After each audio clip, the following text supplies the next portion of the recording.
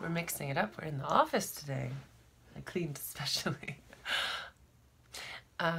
Anyways, I wanted to talk to you about Worthy, obviously, and reiterate the importance of why I need to share this information. What is the purpose? And before I do that, I was thinking this morning about how every question has an inherent quest in it. It's the first part of the word, which is also interesting because it means every time you ask a question, what action are you preparing for based on the answer you get? Maybe just something I was thinking about. Anyways, I've recorded some interviews with my mom and with my Aunt Gail and Uncle Barry that I'm really excited to share with you. But before I do, I felt like I needed to talk about it one more time, why it is so important to me that we share these personal experiences. Recording the interviews was really great. It was the week between Dad's birthday and his rebirthday, the anniversary of him surviving his shooting.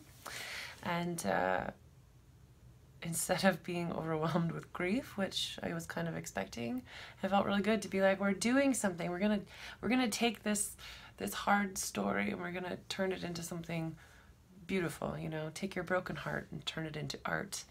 And it was a lot of fun reminiscing with my mom and with Gail and Barry about things that were before my time or things that I was too young to remember but are part of my history.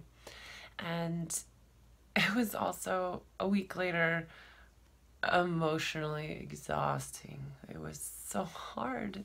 And then I sent them the videos so they could all see what they said and then give them one more chance to say whether I could share it publicly or whether they didn't want me to share it. And they all said yes, but I had to really emphasize for them why I'm asking them to open up this very personal, painful memory zone and put it on the internet. My mom doesn't even like Facebook. She finds it creepy. So to then be like, not only am I going to put it on Facebook, I'm going to put it on YouTube so the entire world can hear your very painful story.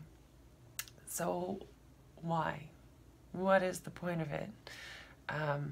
Which I kind of talked about in the beginning, but I think deserves re-emphasis before we share the interviews. And that is that why should people trust me with these memories? What makes me as a playwright worthy of being told these stories and being gifted these stories to use as inspiration?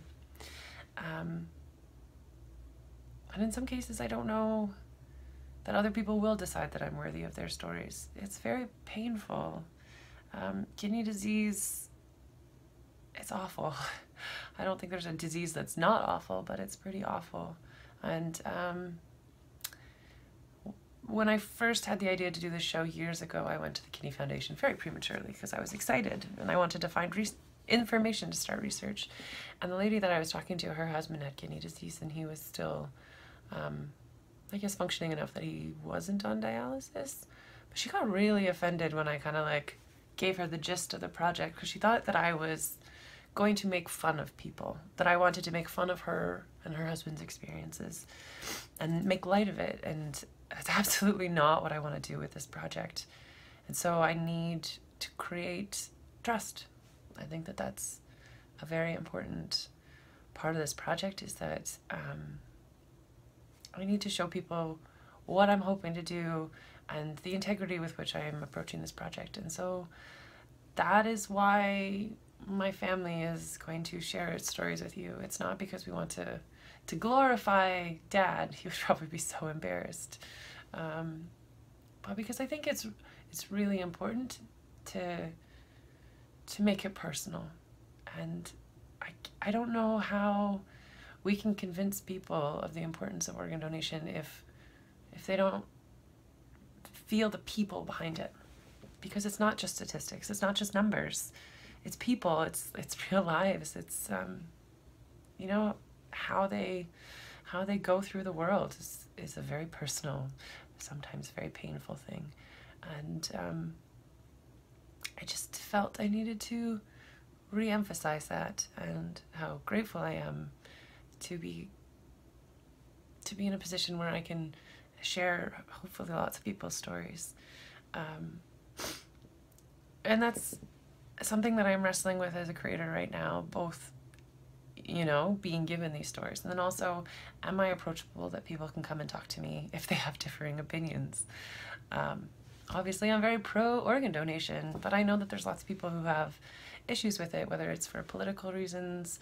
I know that a lot of people in the LGBTQ community do not feel welcomed as organ donors because they are not welcome to be blood donors, and until that changes, they don't think that they should. They think that there should be a ban, which is not necessarily something I also believe in. I mean, I understand their point of view, and I would love to talk to them about it, but I have to create a space where that is okay. You don't have to agree with me. You don't have to be an organ donor for you to engage with the topic. So am I someone that those people can come and talk to? I don't know yet. I hope I am. But I could see that, once again, it's hard to say, come and tell your personal political thoughts in a very personal way on YouTube is very different than saying you're going to rant or write posts on Facebook. So those are some thoughts. Last kind of thoughts. Today is April 6th, 2018. On this day, April 6th, 1888, was the day that Dad started hemodialysis. So there's an anniversary that we're acknowledging, and it's Donor Awareness Month, April. So we have some interviews coming up, and we're launching into the project more, but it's hard, and as part of the creative process, I felt you should know that. Yeah, there's a lot, not just the question of worthy as a philosophical thing, as the point of the show, worthy of our organs and donors, and then worthy as a playwright. Why should people give me their stories and trust me with their stories? And am I worthy of that? And how do I show it? This is all part of our quest right now.